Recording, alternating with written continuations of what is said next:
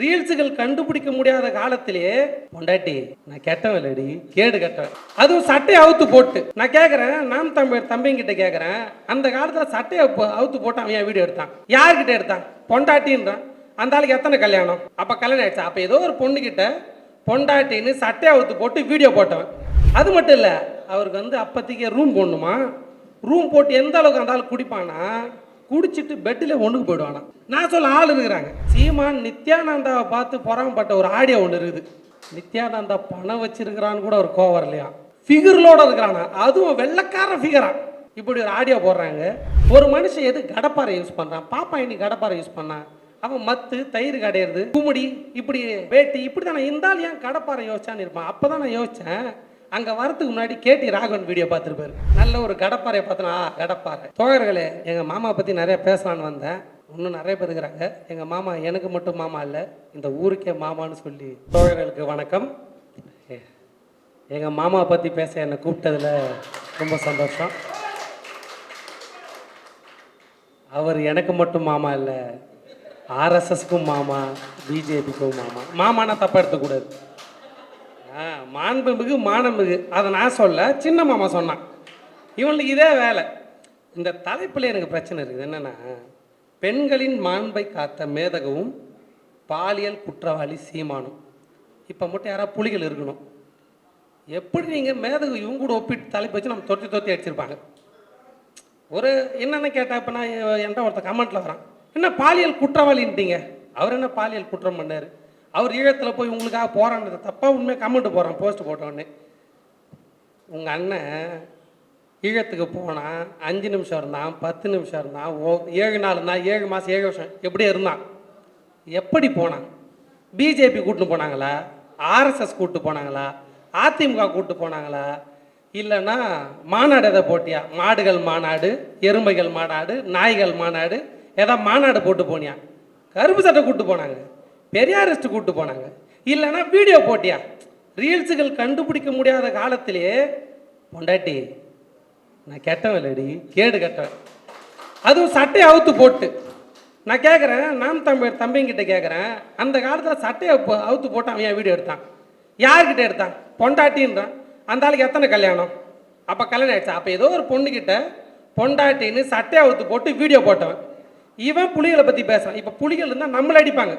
இவன் ஒரு ஆளுன்னு இவனை வச்சு நீங்கள் மேடை போடுறீங்களே அப்படின்னு இல்லைன்ற தைரியத்தில் அவன் என்னென்னமோ பேசுகிறான்.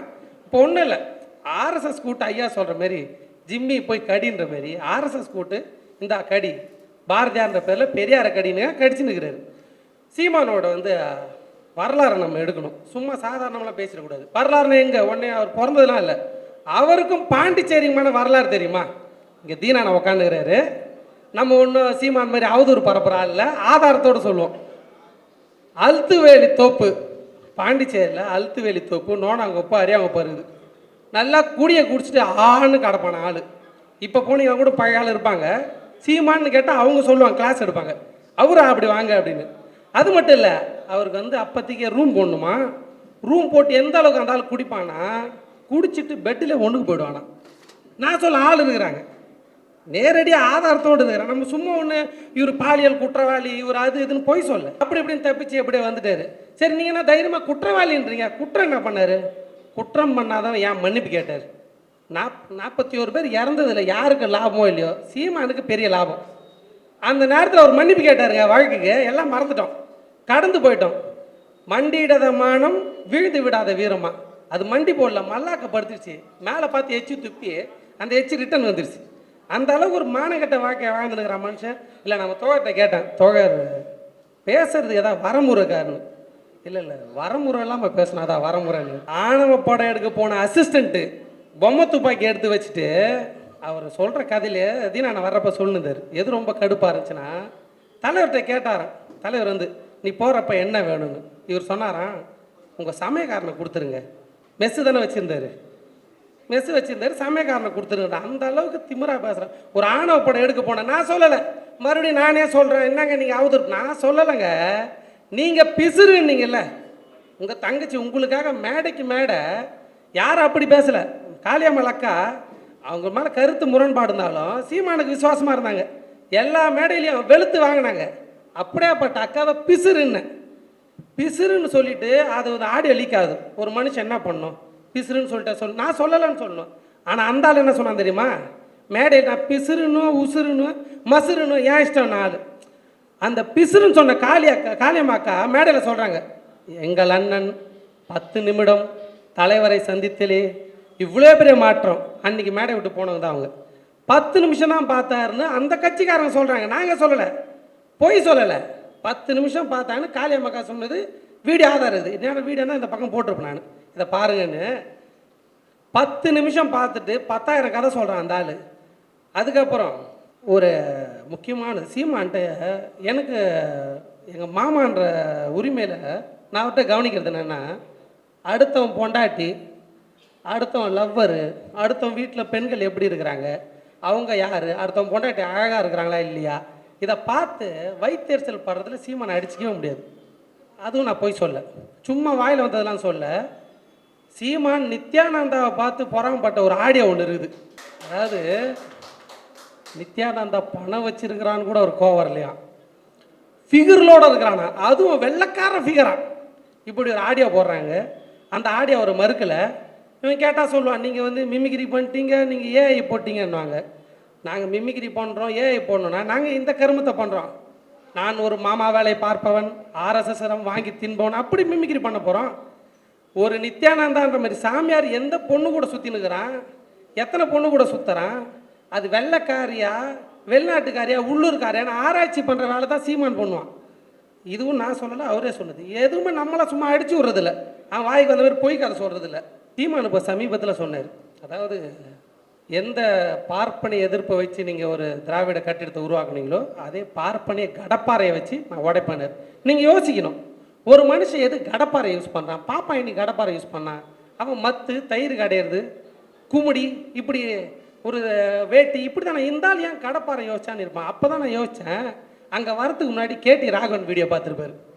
நல்ல ஒரு கடப்பாறையை பார்த்தோன்னா, கடப்பாறை என்ன பேசுனா கடப்பாறை, ஆள் கடப்பாறைன்னு எனக்கு கடப்பாறைன்னு ஞாபகம் வருது.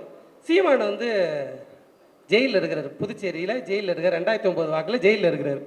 அப்போ வந்து அங்கே ஒரு எஸ்பி இருந்தார். அவர் வந்து ஜெயகாந்தன், எஸ்பி ஜெயகாந்தன் வந்து சீமான் ஜெயிலில் இருக்கும்போது எஸ்பி அவர். சீமான் என்ன பண்ணோம், லெட்டர் எழுதுவாரான், அந்த நடிகைக்கு லெட்டர் எழுதுவாரான். நான் யோசிக்கிறேன், இந்த ஆள் கவிஞனாச்சே பாடகனாச்சே என்ன எழுதியிருப்பான் அப்படின்னு நினச்சி சீமான் மாமா ஒரு கவிதை எழுதியிருப்பான் அந்த காலத்தில். கண்ணே காதலி, சிறையில் செயலிழந்த இந்த கடப்பாறையை கற்பனை கரண்ட் வைத்தே செயல்பட செய்கிறேன். இதனால் பாதிக்கப்பட்டது எனது கைகள் மட்டும்தான், கைகள் பாவம் இல்லையா, உடனடியாக வந்து சேரு. இப்படியாப்பட்ட கவிதைகளை எழுதலாம். ஏன்னா கடப்பாறையை வச்சு ஒரு பாப்பான் கடப்பாறையை வச்சு இடிக்கிறப்ப ஒரு கடப்பாறை நினப்பில் இருக்கிறவர் கடப்பாறை கவிதை எழுதுறாரு. கோச்சிக்காதீங்க, அந்த ஆள் செய்கிற ஆள் தான், தப்பாக எடுத்துக்காதீங்க. இப்படி ஒரு கவிதை எழுதியிருக்கலாம், அந்த கவிதை காணாமல் போயிருக்கலாம், கிடைச்சா சந்தோஷமாக இருக்கும், கிடைக்கலான்னு தேடிட்டுருக்கேன், கூடிய சீக்கிரத்தில் கிடச்சிரும். இதெல்லாம் பார்க்குற சீமானோட தம்பிங்க, டேய் நீ தைரியம் தான் வெளில வந்துருவியா, நீ யூடியூப் சேனலில் பேசுகிற, மேடையில் பேசுகிற, வெளியே வந்து பேசிடுவியா, நீ யார், நீ தைரியமான ஆளா, ஒண்டி வருவியான்னாங்க. இதையும் அவங்க சீமான்ட்ட தான் கற்றுக்கணும். சீமான் அந்த மாதிரி தான் வார்த்தையை விட்டார். வீரலட்சுமி அக்கான்னு ஒருத்தவங்க, அவங்க புருஷனை ஒன் டு ஒன்று அவர் சொல்கிறார், இடத்த நீ குறிக்கவா நான் குறிக்கவா, அந்தம்மா கடக்குன்னு போய் இடம் தேதி ரிங்கெலாம் கட்டிட்டு வந்துச்சு, வா சண்டை போடுவான்னா. உடனே நான் எலி கூடலாம் சண்டை போடுறதில்ல, புலி கூட தான் சண்டை போடுவேன். ஒரு நேருக்கு நேராக இடத்த குறித்து சண்டைக்கு வானா வரமாட்டான் ஆள். பாண்டிச்சேரியில் அவர் குடிக்கிற ரெகுலராக குடிக்கிற தோப்பில் அங்கேருந்து ஒரு 10 கிலோமீட்டருக்கு அண்ணாண்டா யாரையோ மர்டர் பண்ணிட்டுக்கிறாங்க. இவர் திருப்பு அங்கே போகாத, போனால் ஏதாவது பிரச்சனை ஆகிடுன்னு அங்கேருந்து ஓடணும் சீமான். தைரியம் கொஞ்சம் கூட இல்லாத ஆள் சீமான். பாலியல் பொறுக்கி சீமான். இதில் முக்கியமாக என்னன்னா, அவர் பாலியல் பொறுக்கின்னு எல்லாம் தெரிஞ்சு உலகத்திலேயே ஒரு கொடூரமான மானங்கட்ட வாழ்க்கையை வாழறது யாருன்னா என் சின்ன மாமா சாட்டை தான். இதெல்லாம் தெரியாமல் இருந்தால் பரவாயில்ல, எல்லாம் தெரியும், இவன் எப்படியாப்பட்டவன் தெரியும், என்னென்ன பண்ணிக்கிறான்னு எல்லாம் தெரியும். தெரிஞ்சும் அவர் என்ன பண்ணாலும் அதுக்கு முட்டு கொடுக்குறதுக்கு இல்லை. மன்னிப்பு கேட்டால் மன்னிப்பு கேட்க தெரிஞ்ச பெரிய மனுஷன் வீடியோ போடுறது. அவர் பாலியல் பொறிக்குன்னா அந்தந்த வயசில் எங்கள் அண்ணன் அப்படி தான் இருப்பான்னு வீடியோ போடுறது.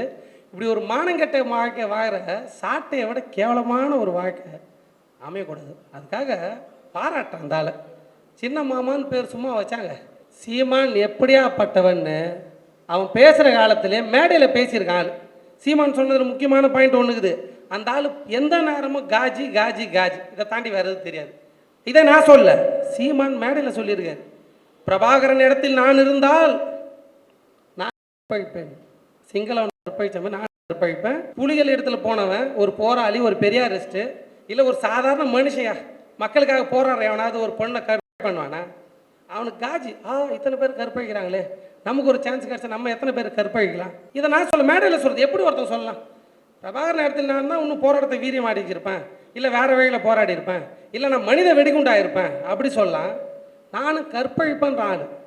எந்த நேரமும் அதே எண்ணம், 24/7 அதே எண்ணம். நீங்கள் வேணால் பாருங்கள், சீமான் வந்து பெண்களை இப்போ ஒரு இடத்துல பேசுகிறப்ப நீ சரியான ஆண்மகனாக தான் பேசுவான். ஆள் ஆண்மகன் ஒன்றும் ஆண்மகன் நல்ல ஆத்தாளுக்கு பிறந்தியான்னு கேட்பான். எந்த நேரமும் ஒரு ஆணாதிக்க சிந்தனையிலையும் ஒரு கேவலமான புத்தியில் வாழற ஒரே ஆள் சீமான் தான். அந்த ஆள் ஒரு அரசியல் கட்சி ஆரம்பித்து மேடையில் பேசுகிறான். அந்த மேடையில் பேசுகிறத கேட்டோம் அவருக்கு தோழர்கள்லாம் டிவி நிகழ்ச்சியில் வந்து எப்படி பேசுகிறாங்கன்னு தெரியல. இப்போ பெரியாரை திட்டுறதுக்கு இஸ்லாமிய தோழர்களை கூப்பிட்டு பேசுகிறாங்க. அம்மா கொஞ்சம் நீங்கள் அங்கே தம்பிகளோ தோழர்களோ தங்கைகளோ சாத்தானின் பிள்ளைகள்னு யாரை சொன்னான்? அந்த ஆள் இஸ்லாமியர் தான் சொன்னான். சாத்தானின் பிள்ளைகள்னு சொல்கிறான் ஆள். அப்போ நீங்கள்லாம் யார்? அதுக்கு மன்னிப்பு கேட்டான் ஆள். இல்லை நான் பேசலை அப்படிலாம் பேசலைன்னு சொன்னான்னா, சாத்தானின் பிள்ளைகள்னு சொல்லிவிட்டு உங்களையே கூப்பிட்டு உங்களையே பேச வைக்கிறான். அப்போ நீங்கள் கேள்வி எழுப்புறது இல்லையா? உங்கள் ஆள் மன்னிப்பு கேட்டுக்கிறான். எதுக்கு மன்னிப்பு கேட்டான்னு கேள்வி எழுப்புறது இல்லையா?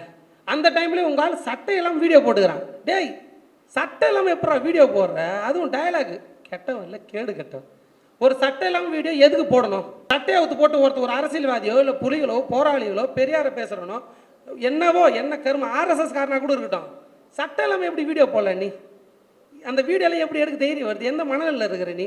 ஒரு மேடையில் உன் கட்சியை சேர்ந்த உன்னோட தோழரையே பிசுறுன்னு சொல்கிற, அதை சொல்லிட்டு நான் பிசுறுன்னு சொல்லுவேன் மசுறுன்னு சொல்லுவேன்ற, எங்கே பார்த்தாலும் போகிற ஒரு மேடையில் கற்பழி பண்ணுற, இப்படியாப்பட்ட பேச்சுகளை பேசிட்டு கடைசியில் எங்கே வந்து நிற்கிறான் ஆள்? நான் கடப்பாறையை கொண்டு போய் இடிப்பான்றான். ஆர்எஸ்எஸ் அடிவரி ஆகிட்டு அப்போத்துலேருந்து சொல்லுறேன். ஏங்க அந்த ஆள் அப்படி தாங்க மாமாங்க, அவன் மாமா பையங்க, மாமா வேலை செய்கிறவங்க. மாமானா நீங்கள் இதாட்டி தப்பாக எடுத்துக்கலாம், தப்பு இல்லை, மாண்புக்கு மாணுகளாம் இல்லை, மாமாவில் தான் செய்கிற ஆள். அப்படியாப்பட்டவங்கிட்ட கேள்வி எழுப்பணும்.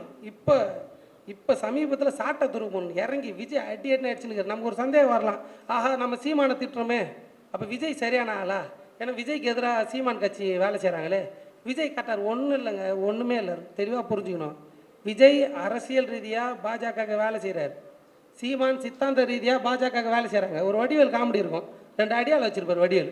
இந்த பக்கம் செருப்பை நான் எடுக்கிறதா நீ எடுக்கிறதான்னு வடிவேலுக்கு ரைட்டு லெஃப்டில். அந்த மாதிரி ஆர்எஸ்எஸோட பிஜேபியோட அடிமை தான் 2 பேரும். இந்த பக்கம் இவர் எலெக்ஷனை நான் உனக்கான வேலையை செய்கிறேன், இந்த பக்கம் நான் சித்தாந்த வேலையை செய்கிறேன்னு மாற்றி ரொம்ப ரொம்ப கஷ்டப்பட்டுலாம் புரிஞ்சிக்க தேவையில்லை. ஒரு அம்மா நடிகர் விஜயோட காருக்கு முன்னாடி அவங்க கட்சிக்காரங்க போய் நிற்கிறாங்க. யாராக இருந்தாலும் ஒரு சாதாரண மனுஷன் நிறுத்தி என்னன்னு கேட்பாங்க. ஏற்றி தூக்கி போட்டு போயினே இருக்கிறார். 41 + இன்னொன்று 42 இருக்கட்டும் ஏற்றிட்டு போகிறான் மனுஷன். அந்த அம்மா மாத்திரை போட்டுனாங்க. விஜய் ஏன் நிறுத்தலை? ஏன்னா நிறுத்திட்டா பேசணும். அந்த அம்மா கேட்பாங்க, இந்தமாரி எனக்கு மாவட்ட செயலாளர் பதவி கொடுக்கல, நீங்கள் என்னென்னு கேள்வி கேட்டால் விஜய் ஒரு வேளை இறங்குனா அவர் திருப்பி ஒரு கேள்வி கேட்பார். மாவட்ட செயலாளர்னா யார் என்னன்னு கேட்பார். உண்மை அதுதான். அந்த மாதிரியான வாய்ப்பு அவருக்கு வரக்கூடாதுன்னா கார்லேயே இருக்கிறார். ஏமா நான் என்னென்னு கொடுக்குறேன்னா என்னென்னு தெரியணும்ல. அந்த அம்மா பேர் கூட தெரியாது அவருக்கு. நின்று இறங்கி பேசல. ரோட்டில் யாரோ ஒரு ஆள் போய் நின்னாலுமே நிறுத்தி என்னன்னு கேட்பாங்க. கேட்காத மனநிலையில் இருக்கிறாரு.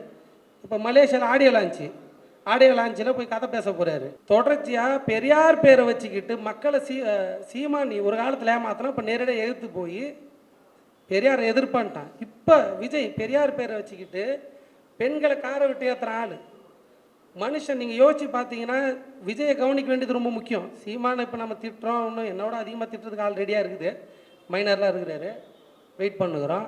ஆனால் இந்த இடத்துல சீமானை பேசுகிறப்ப விஜய் நம்ம கவனிக்க வேண்டியது இருக்குது. விஜய் அவ்வளோ அசால்ட்டாக லெஃப்ட்டில் டீல் பண்ணுற முடியாது. விஜய் ரொம்ப ஆபத்தாக போயினுக்கிறாரு. விஜய் கட்சியில் இருக்கிற ஒரு பெண் தோழர் சொல்கிறாங்க, விஜய்க்கு ஓட்டு போடலன்னா என் குடும்பத்தை விஷம் வச்சு கொண்டுருவேன்னு. அது ரொம்ப சாதாரணமாக பேசுகிற விஷயம் இல்லை. விஜய் யாரை உருவாக்குறாருன்னு புரிஞ்சுக்கணும். ஒரு ரசிப்புத்தன்மையை ஒரு மாணவர்களை, மக்கள்களை, இளைஞர்களை என்னமா மாற்றுதுன்னு புரிஞ்சுக்கணும்.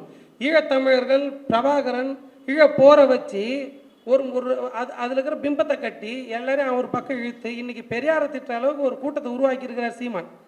அந்த டைமில் அது வேறவா இருந்துச்சு. அப்போ நம்ம கேட்குறப்ப நமக்கு உணர்ச்சி பொங்குச்சு. ஆனால் அது என்னவா மாறி இருக்குன்னு இருக்குல்ல.